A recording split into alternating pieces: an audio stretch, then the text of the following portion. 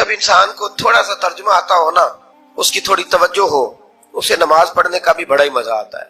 نبی کریم علیہ السلام فرماتے ہیں، رب فرماتا ہے یہ سورہ فاتحہ میرے اور میرے بندے کے درمیان آدھی آدھی ہے، آدھی میری ہے آدھی میرے بندے کی ہے۔ جب وہ کہتا ہے نا مالک یوم الدین، تو یہاں تک وہ میری تعریف کرتا ہے، ایاک نعبد و ایاک نستعین تک پہنچتا ہے تو اب میرا اور اس کا آدھا آدھا کام شروع ہو جاتا ہے۔ پھر آگے میرا بندہ جب مجھ سے دعا مانگتا ہے تو یہ اس کے الفاظ ہیں جو میں اپنے فضل سے قبول فرمایا کرتا ہوں۔ تو ارشاد فرمایا تمام تعریفیں اللہ کے لیے جو تمام جہانوں کا پالنے والا ہے، الرحمن الرحیم، بڑا ہی مہربان ہے نہایت۔ یہ رحمان مبالغے کا صیغہ ہے، یعنی اتنا رحم کرنے والا کہ جتنا کوئی اور رحم نہ کر سکے، اس لیے اللہ ہی رحمان ہو سکتا ہے، بندہ کوئی رحمان نہیں ہو سکتا۔ بندے کو رحیم کہا جا سکتا ہے، نبی پاک رحیم ہے لیکن رحمان نہیں ہے، اس لیے کسی بھی انسان کا نام رحمان نہیں ہو سکتا۔ کسی دکان پر بعض اوقات لوگ نام رکھ لیتے ہیں رحمان بک ڈپو، تو یہ درست نہیں ہے۔ بندے کا نام رحمان نہیں ہو سکتا، عبد الرحمان، اس لیے کہ یہ لفظ رحمان خدا کے علاوہ کسی اور کے لیے بولنا درست نہیں ہے۔ پھر ارشاد فرمایا مالک یوم الدین، اللہ مالک ہے قیامت کے دن کا۔ تو یا اللہ آج کے دن کا مالک بھی تو ہی ہے، آج جو یکم رمضان مبارک ہے تو اس دن کا مالک بھی اللہ ہی ہے۔ تو یہ جو خاص کر کہا مالک یوم الدین، اس کا معنی یہ ہے کہ یہاں کچھ لوگ عارضی طور بھی تو بعض چیزوں کے مالک ہے نا، یہ زمین میری ہے، یہ گھڑی میری ہے، یہ گھر میرا ہے، یہ بچے میرے ہیں، عارضی طور پر بھی تو لوگ مالک ہیں، لیکن قیامت کے دن عارضی طور پر بھی کوئی مالک نہیں ہوگا۔ قیامت میں ساری بادشاہی فقط میرے اللہ کی ہوگی۔ بلکہ رب کریم فرمائے گا کہاں ہے وہ لوگ جو دنیا میں بادشاہ بنا کرتے ہیں، کدھر ہے؟ بڑے بڑے کج کلا جو کہتے تھے کہ ہم اٹھتے ہیں تو لوگ اٹھتے ہیں، بیٹھتے ہیں تو دنیا بیٹھ جاتی، وہ کہاں ہے؟ جب کوئی نہیں بولے گا تو رب فرمائے گا للہ الواحد القہار، آج ایک رب واحد اور قہار کی ہو۔ پھر ارشاد فرمایا ایاک نعبد و ایاک نستعین، بے شک ہم تیری ہی عبادت کرتے ہیں اور تجھی سے مدد چاہتے ہیں۔ عبادت بھی اللہ کی ہے اور مدد بھی، یہ جو بندوں کے ذریعے بعض اوقات مدد ہوتی ہے تو یہ مدد بھی اللہ کی ہے، یہ مدد بھی اللہ کی ہے۔ یہ کسی بندے نے مائک بنایا ہے جس کی مدد سے آپ تک آواز جا رہی ہے، تو اس کو عقل کس نے دی تھی بنانے کی؟ تو پھر مدد کس کی ہوئی؟ اللہ کی۔ تو دنیا میں کوئی بھی جو مدد کرتا ہے وہ اللہ کے ولی کریں، نبی کرے، پیغمبر کریں، تو وہ مدد کس کی ہے؟ اللہ کی، اس لیے کہ وہ ذاتی طور پر کچھ بھی نہیں کر سکتے، اگر اللہ انہیں توفیق نہ دے وہ کسی کی مدد نہیں کر سکتے۔ تو ایاک نعبد و ایاک نستعین، ہم تیری ہی عبادت کرتے ہیں، تجھی سے مدد چاہتے ہیں۔ اہدنا الصراط المستقیم، اے اللہ ہمیں سیدھا راستہ دکھا۔ کون سا راستہ سیدھا ہے؟ کون سا راستہ سیدھا ہے؟ تو اللہ نے خود ہی فرمایا ایسے ہی نہ بھٹک جانا، راستہ سیدھا وہ ہے صراط الذین انعمت علیہم، ان لوگوں کا راستہ سیدھا ہے جن پر اللہ نے انعام فرمایا ہے۔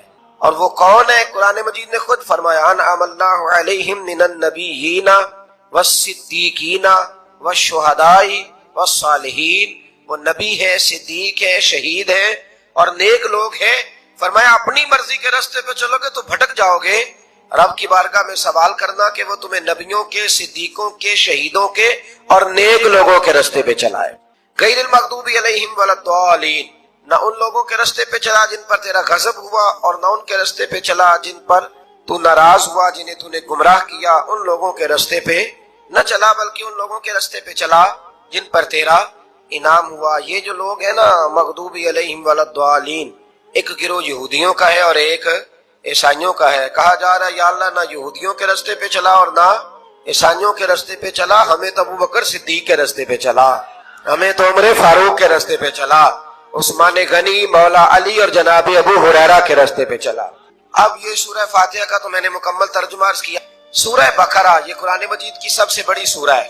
ایک حدیث اس کی فضیلت پہ سن لے، نبی کریم علیہ السلام نے فرمایا جس گھر میں سورۃ بقرہ پڑھی جائے نا، فرمایا جن کیا وہاں سے تو شیطان بھی بھاگ جاتا ہے۔ سورہ بقرہ گھروں میں پڑھیں، یہ سب سے بڑا تعویذ ہے۔ اگر گھر میں جنات ہوں، کوئی آسیب ہو، اور یہ وہ والا تعویذ ہے جو مدینے والے رسول نے عطا فرمایا ہے۔ یہ سب سے بڑی سورہ ہے۔ مفسرین فرماتے ہیں اگر کوئی استدلال کی قوت رکھتا ہو تو ایک 100 چیز کا اللہ نے حکم دیا ہے، بلکہ امام اعظم فرماتے ہیں 100 تھوڑی ہے، میری نظر سے پڑھو تو 1000 چیزوں کا حکم دیا، 1000 سے منع کیا ہے، اور 1000 قسم کی نصیحتیں اللہ کریم نے سورہ بقرہ کے اندر فرمائی۔ اس سورہ مبارکہ کا جو پہلا رکوع ہے نا، اس میں جو سب سے پہلی آیت ہے وہ ہے الف لام میم، ان کو کہتے ہیں حروف مقطعات۔ پہلا لفظ ہی جب کوئی قرآن مجید کا پڑھتا ہے نا، بہت بڑا عالم، فاضل، بہت بڑا محدث، تو اسے یہ کہنا پڑتا ہے کہ میں نہیں جانتا، اللہ جانتا ہے یا اللہ کا رسول جانتا ہے۔ الف لام میم کا معنی ہم نہیں جانتے، اللہ جانے یا اللہ کا رسول جانے، یا جس کو وہ دونوں بتا دیں وہ جانتا ہے، ورنہ یہ اللہ اور اس کے رسول کا راز ہے۔ یہ آگے ارشاد فرمایا ذالک الکتاب لا ریب فیہ، یہ وہ عظیم کتاب ہے جس میں شک کی کوئی گنجائش نہیں ہے۔ ھدی للمتقین، یہ ہدایت ہے پرہیزگاروں کے لیے۔ سوال یہ ہوتا تھا کہ یا اللہ جو متقی پرہیزگار ہیں وہ تو پہلے ہی ہدایت پہ ہیں، تو قرآن بھی اگر انہیں ہدایت دے گا تو پھر جو گناہگار ہیں ان کی ہدایت کہاں ہے؟ تو اس آیہ مقدسہ کا معنی مفسرین نے یہ بیان فرمایا ہے کہ مطلب اس کا یہ ہے کہ قرآن ہدایت دیتا سب کو ہے، لیکن اس سے ہدایت حاصل متقی لوگ کر۔ بارش برستی ہے نا سب جگہوں پہ، لیکن اگر کسی نے فرش کرایا ہو، ٹائلیں لگوائی ہو، تو وہاں پھل پھول اگ سکتے ہیں، سبزہ اگ سکتا ہے، اس کے لیے زمین کا زرخیز ہونا شرط ہے۔ قرآن مجید سب کو ہدایت دیتا ہے، لیکن قرآن مجید سے ہدایت لیتے وہ ہے جنہیں اللہ نے تقوی والا دل عطا فرمایا ہے، ڈرنے والا دل دیا ہے۔ آگے جو آیات ہیں نا 5، ان میں اللہ تبارک و تعالیٰ نے متقی لوگوں کی فضیلت بیان کی ہے، نشانیاں بیان کی ہیں کہ وہ کون ہوتے ہیں۔ ان میں پہلا ارشاد فرمایا کہ متقی وہ ہوتا ہے جو غیب پہ ایمان لے آتا ہے، اس چکر میں نہیں پڑتا کہ آنکھوں سے دیکھوں گا تو مانوں گا۔ اور دوسرا فرمایا متقی وہ ہوتا ہے جو نماز قائم کرتا ہے اور اللہ کے دیے ہوئے رزق سے اللہ کے راستے میں خرچ کرتا ہے۔ اور تیسرا فرمایا متقی وہ ہوتے ہیں کہ محبوب جو قرآن ہم نے آپ پہ نازل کیا اس پر بھی ایمان لاتے ہیں، اور جو آپ سے پہلے نازل کیا گیا اس پر بھی ایمان لاتے ہیں، یعنی تورات کو، زبور کو، انجیل کو، اس کو بھی وہ مانتے ہیں۔ اور پھر اللہ کریم نے فرمایا اولئک علی ھدی من ربہم واولئک ھم المفلحون، یہ جو لوگ ہیں نا غیب پر ایمان لانے والے، نماز پڑھنے والے، زکوٰۃ دینے والے، پچھلی کتابوں کو بھی ماننے والے، نبیوں کو بھی ماننے والے، اور رسول پاک پر ایمان لانے والے، فرمایا یہ وہ لوگ ہیں جو اللہ کی طرف سے ہدایت پر ہیں، اور یہ وہ لوگ ہیں جو دنیا میں بھی کامیاب ہو جائیں گے اور آخرت میں بھی کامیاب ہو جائیں گے۔ پھر آگے نا اللہ تبارک و تعالیٰ نے کفار کا ذکر فرمایا ہے 3 آیات کے اندر۔ مومن کے بعد دوسرا درجہ کس کا ہے ذکر میں؟ کافر کا۔ پہلے بات ہوئی 5 آیات میں مومنوں کی، اب 3 آیات میں ذکر کیا گیا پکے کافروں کا۔ مومن وہ ہوتا ہے زبان سے بھی اللہ اور اس کے رسول کو مانے، ان کی لائی ہوئی چیزوں کو مانے اور دل سے بھی تسلیم کرے۔ اور کافر وہ ہوتا ہے کہ جو نہ زبان سے مانتا ہے اور نہ ہی دل سے تسلیم کرتا ہے۔ پھر اللہ تبارک و تعالیٰ نے 13 آیات کے اندر، 3 آیتوں میں کافروں کا ذکر کیا اور 13 آیات کے اندر پھر منافقین کا ذکر فرمایا ہے۔ منافق اس کو کہتے ہیں، منافق اس کو کہتے ہیں جو زبان سے تو دعوے اونچے اونچے کرتا ہے ایمان کے، لیکن اس کے دل میں ایمان موجود نہیں ہوتا۔ آپ حیران ہوں گے، یہیں پہ بات کو ذرا غور سے سمجھے کہ مومنوں کا ذکر 5 آیات میں اور کفار کا 3 آیات میں، پکے کفار کا، اور منافقین کے لیے اللہ نے اگلے ہی رکوع میں 13 آیات بیان فرمائی۔ 13، یہ خطرناک گروہ ہے منافقین، یہ خوفناک لوگ ہیں، یہ وہ چھپی ہوئی بیماری ہے کہ جس کو پکڑنا تھوڑا مشکل ہے۔ کچھ بیماریوں کو ڈاکٹر کہتے ہیں نا یہ خاموش قاتل ہے، قتل کر دیتی ہے پر پتہ نہیں لگنے دیتی، اسی طرح منافقین کا ٹولہ ہے۔ قرآن مجید کہتا ہے ان منافقین کے بارے میں وَمِنَ النَّاسِ مَن يَقُولُ آمَنَّا بِاللَّهِ وَبِالْيَوْمِ الْآخِرِ وَمَا هُمْ بِمُؤْمِنِينَ، اے محبوب کچھ لوگ کہتے ہیں ہم اللہ اور آخرت پر ایمان لائے، لیکن وہ ایمان لانے والے نہیں ہیں۔ تو جب رب کہتا ہے نہیں ہے، آج کسی کو کہہ دیا جائے نا کہ وہ بندہ جھوٹا کلمہ پڑھتا ہے، اس کی باتیں نہیں بتاتی، تو کہتے ہو آپ ایک کلمہ گو کو برا کہہ رہے ہیں۔ تو یہاں تو اللہ ان کے کلمے کا بھی اعلان فرما رہا ہے اور ان کے نفاق کا بھی اعلان 13 آیات میں۔ اور رب فرماتا ہے یخادعون اللہ والذین آمنوا وما یخدعون الا انفسهم وما یشعرون، فرمایا وہ اللہ کو دھوکہ دینا چاہتے ہیں اور مومنوں کو، حالانکہ نہیں دھوکہ دیتے مگر اپنی ہی جانوں کو، انہیں شعور ہی نہیں۔ اللہ تبارک و تعالیٰ نے 13 آیات کے اندر، مکہ مکرمہ میں منافق کوئی نہیں تھا جب تک حضور نے ہجرت نہیں کی تھی۔ کیوں؟ اس لیے کہ وہاں جو کلمہ پڑھتا تھا اسے مار کھانی پڑتی تھی، تو کسی کو کیا مصیبت پڑی تھی جھوٹا کلمہ پڑھ کے مار کھائے۔ مدینے میں جب اسلامی حکومت قائم ہو گئی نا، تو کچھ لوگوں نے اسلامی حکومت سے فائدہ لینے کے لیے جھوٹے موٹے کلمے پڑھ لیے، اندر کفر رکھتے تھے، اوپر سے اظہار اسلام کرتے تھے۔ تو رب فرماتا ہے کہ ان کا یہ ایمان قابل قبول نہیں ہے۔ تو یا اللہ پھر کس کا ایمان قابل قبول ہے؟ تو اللہ کریم نے فرمایا وَإِذَا قِيلَ لَهُمْ آمِنُوا كَمَا آمَنَ النَّاسُ، جب ان سے کہا جاتا ہے نا اس طرح ایمان لاؤ جس طرح دوسرے لوگ لائے، یعنی ابو بکر صدیق کی طرح ایمان لاؤ، عمر فاروق کی طرح ایمان لاؤ، عثمان غنی کی طرح، مولا علی کی طرح، بلال حبشی کی طرح، تو کیا جواب دیتے ہیں؟ قالوا انؤمن کما آمن السفہاء، کیا اس طرح ایمان لائے جس طرح یہ بیوقوف ایمان لائے؟ الا انہم هم السفہاء، اللہ فرماتا ہے خبردار بے شک وہی بیوقوف ہے، ولکن لا یعلمون، لیکن انہیں اس کا علم نہیں ہے۔ وہ کہا کرتے تھے کہ یہ تو بیوقوف ہے معاذ اللہ۔ ابو بکر صدیق نے سارا ہی مال دے دیا نبی پاک کو، عمر فاروق نے آدھا دے دیا، مولا علی نے سارا کچھ حضور کے نام کر دیا، عثمان جو کماتے محنت کے ساتھ وہ سارا وہاں جا کے پیش کر دیتے، تو بیوقوفی ہے۔ آج بھی کچھ لوگ کہتے ہیں کلمہ پڑھنا چاہیے سیدھا سیدھا، یہ کیا بات ہو گئی، کیا بندہ مسیتڑ ہی ہو جائے، کاروبار بھی تو کرنا ہے نا، نماز روزہ بھی، تو بیوقوفی ہے۔ اللہ جواب دیتا ہے، فرمایا الا انہم هم السفہاء، خبردار بیوقوف تو تم ہو کہ میرے محبوب کی شریعت کا، دین کا، روحانیت کا سورج چمک رہا ہے اور تم نے فیض ہی کوئی نہیں حاصل کیا۔ تو میرے بھائیوں، صحابہ کا ایمان وہ ایمان ہے، اہل بیت نبوت کا وہ ایمان ہے کہ اللہ کو ایمان بھی وہ والا پسند ہے جو حضور کے غلاموں جیسا ایمان ہو۔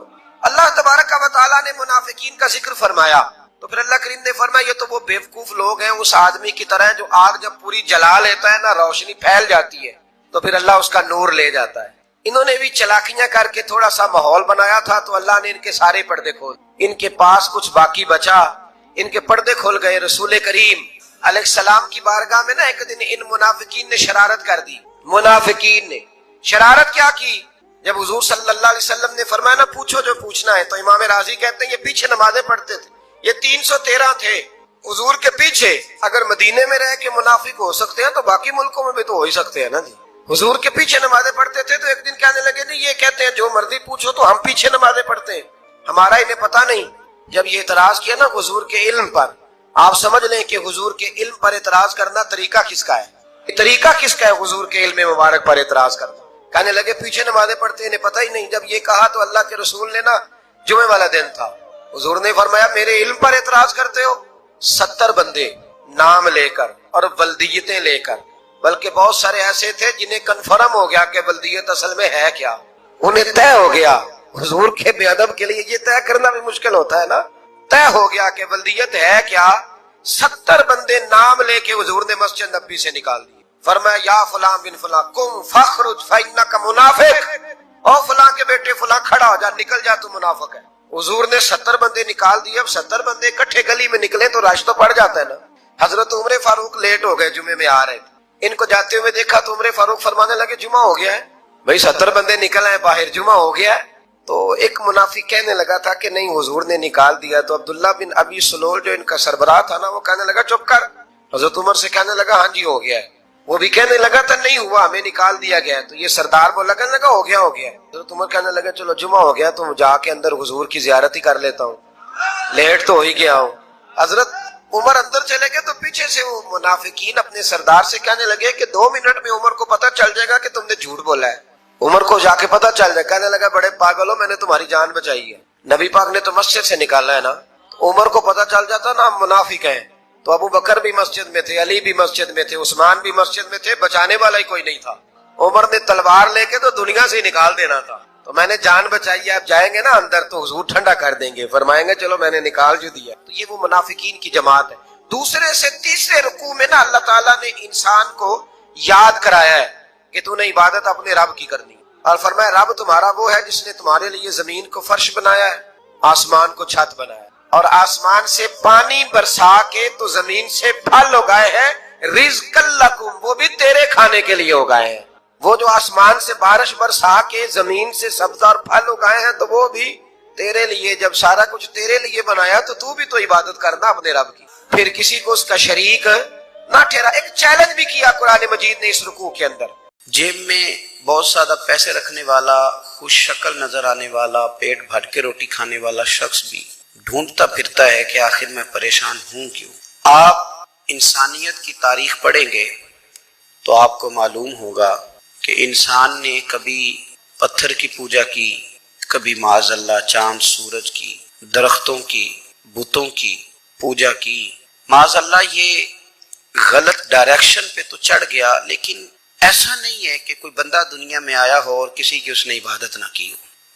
اس لیے کہ اللہ تبارک و تعالیٰ نے جس طرح ہمارے جسم میں کھانے کی طلب رکھی ہے، پینے کی طلب رکھی ہے، سونے کی طلب رکھی ہے، اسی طرح اللہ تعالیٰ نے عبادت کے لیے طلب رکھی ہے جسم میں۔ یہ تو ہوا کہ انسان گمراہ ہو گیا، غلط رستوں پہ چل نکلا، اس نے جھوٹے معبودوں کی طرف معاذ اللہ توجہ کر لی، لیکن وہ کسی نہ کسی کے سامنے جھکتا رہا، چونکہ اس کے وجود میں طلب تھی، شوق تھا اسے کہ وہ عبادت کرے۔ اللہ تبارک و تعالیٰ جب مسلمان کو توفیق دے اور اللہ کی بارگاہ کی جانب وہ رجوع کرے تو پھر اس کا رویہ یہ ہونا چاہیے کہ اس کی توجہ ہو اللہ کی جانب۔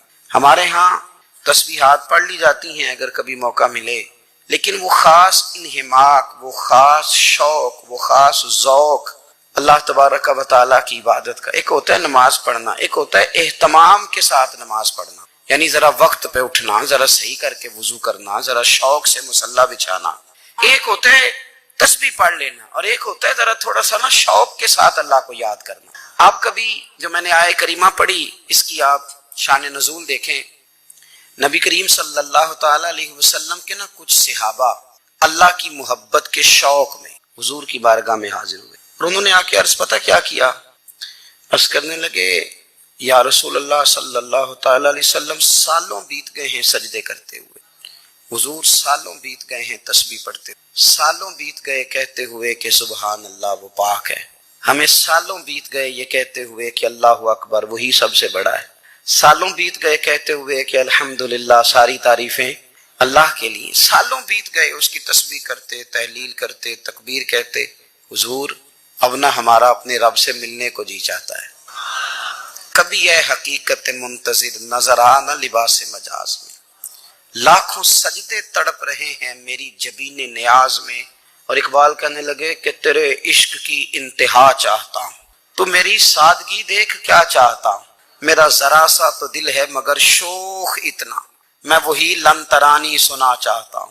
میرا بھی دل کرتا ہے کہ اللہ میں تجھے کہوں میں تجھے دیکھنا چاہتا ہوں، جس طرح حضرت موسیٰ کلیم علیہ السلام نے کہا تھا، اور تو مجھے کہے کہ لن ترانی تو نہیں دیکھ سکتا، ذرا سا تو دل ہے مگر شوخ اتنا، میں بھی وہی لن ترانی سنا چاہتا ہوں۔ پھر کہنے لگے بھری بزم میں راز کی بات کہہ دی، بڑا بے ادب ہوں سزا چاہتا ہوں۔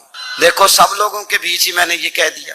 میرے عزیز صحابہ نا شوق میں، کتنے سارے لوگ ہیں آپ، کتنی ماشاءاللہ بڑی تعداد میں آپ آئے، ہم بھی کبھی اس شوق میں گئے ہیں کہ ہمارے رب کو دیکھنے کو دل چاہتا ہے، ہمارا جی چاہے وہ کبھی ہمیں ملے، ہم کبھی اس کی زیارت کریں، اس کی بارگاہ کرم میں ہم حاضر ہوں۔ صحابہ نے عرض کیا یا رسول اللہ صلی اللہ تعالی وسلم ہمارا رب کہاں ہے، ہمارا نا اپنے رب کو دیکھنے کو جی چاہتا ہے۔ جب صحابہ نے یہ عرض کیا تو اللہ نے قرآن مجید نازل کیا، فرمایا وَإِذَا سَأَلَكَ عِبَادِي أَنِّي فَإِنِّي قَرِيبٌ، محبوب جب میرے بندے آپ کی بارگاہ میں آ کے میرے بارے میں پوچھے نا تو ان سے کہہ دینا میں ان کے قریب ہی ہوں، قریب ہی ہوں۔ دلیل کیا ہے؟ آئی اذا دان، یہ جب بھی مجھ سے دعا مانگیں گے میں ان کی دعاؤں کو قبول فرماؤں گا، میں ان کے قریب ہوں، میں ان کے قریب ہوں، یہ جب بھی دعا مانگیں گے نا میں قبول کروں گا، میں ان کے قریب ہوں۔ اللہ تبارک و تعالیٰ کے بندے اللہ سے محبت کرتے، رب کی بارگاہ میں جھکتے، اس کو اپنے دکھ سناتے، اس کے پیارے محبوب صلی اللہ تعالی علیہ وسلم کا وسیلہ لے کے اس کے حضور حاضر ہو جاتے، پیشانیاں سجدوں سے روشن ہوتی۔ ہم نہ ہر چیز کے لیے وقت نکالتے ہیں، ہر چیز کے لیے، لیکن عبادت کے لیے وقت نہیں نکالتے۔ ہر شے آباد ہے، ہر شے، ہماری فیس بک بھی آباد ہے، واٹس ایپ بھی آباد ہے، ہمارے ٹویٹر بھی آباد ہیں، ہماری ہر چیز آباد ہے، سب سے کم آباد ہمارا مصلی رہ گیا ہے، سب سے کم۔ وہ لوگ اب ڈھونڈنے سے ملتے ہیں جن کی بغل میں مصلی ہوتا تھا۔ میرے بھائی آپ کتنا کو دنیا کے پیچھے بھاگو گے تھکا دے گی، کتنا دولت کے پیچھے بھاگو گے تھکا دے گی۔ آپ جب اپنی زندگی میں جمع تفریق کرو گے نا تو مرتے وقت احساس ہوگا کہ سارا کچھ تو لوگوں کے لیے کیا، اپنے لیے تو کر ہی کچھ نہیں سکے۔ اور ہم عبادت کے معاملے میں بہانے بازی بھی کرتے ہیں، ہم کہتے ہیں اوہو رزق کمانا بھی تو عبادت ہی ہے نا، تو میں حلال روزی کے لیے جا رہا ہوں، یہ بھی تو عبادت ہے نا۔ میری طرح کے لوگ کہہ دیتے ہیں کہ میں سویرے اٹھ کے مدرسے میں کچھ اسباق دیکھتا ہوں تو یہ بھی تو عبادت ہے، میں بیان کرنے کے لیے مطالعہ کرتا ہوں تو یہ بھی تو عبادت ہے نا، اتنے لمبے سفر کر کے ملک میں دنیا میں گھومتا ہوں تو یہ بھی تو میں عبادت ہی کر رہا ہوں۔ اب اسپیشل نفلوں کے لیے وقت کس طرح نکلے، اسپیشل کر کے تسبیح میں کیسے چلاؤں، میں سارا کچھ ہم بہانے بنا لیتے ہیں نا۔ میرا سوال یہ ہے کہ یہ ساری باتیں صحابہ کو، نبی کریم کو، دیگر لوگوں کو بھی تو پتہ تھی نا، لیکن آپ غور تو کریں 23 سال حضور کو وقت ملا، مختصر وقت ظاہراً تبلیغ کرنے کے لیے، پوری دنیا میں دین بھی پھیلانا ہے، گھر میں 11 ازواج ہے، 4 بیٹیاں ہیں، ان کی اولادیں، سارے کام کاج بھی دیکھنے ہیں، لیکن سیدہ طیبہ طاہرہ حضرت عائشہ صدیقہ رضی اللہ تعالیٰ عنہ فرماتی ہیں سارا دن تبلیغ کرتے، ہر غلام کے دکھ سنتے، گھر میں آتے تو اپنے گھر والوں کا خیال کرتے، کام میں ہمارا ہاتھ بٹاتے، قربان جاؤں، کہتی ہیں زمانہ سارا سو جاتا لیکن آمنہ کے لال مصلی بچھا لیتے، دنیا سو گئی، ساری سب سو گئے، خدام تھے وہ جو غلام تھے وہ سو گئے، صحیح مسلم میں لفظ ملیں گے، سیدہ پاک فرماتی ہیں او میرے نبی کے غلاموں، میں نے یہ رنگ بھی دیکھا ہے کہ حضور نے اتنا کھڑے رہے، اتنا قیام کیا، اتنا قیام کیا کہ مقدس پیروں میں ورم آ گئے، سوج گئے پیر، اتنے بڑے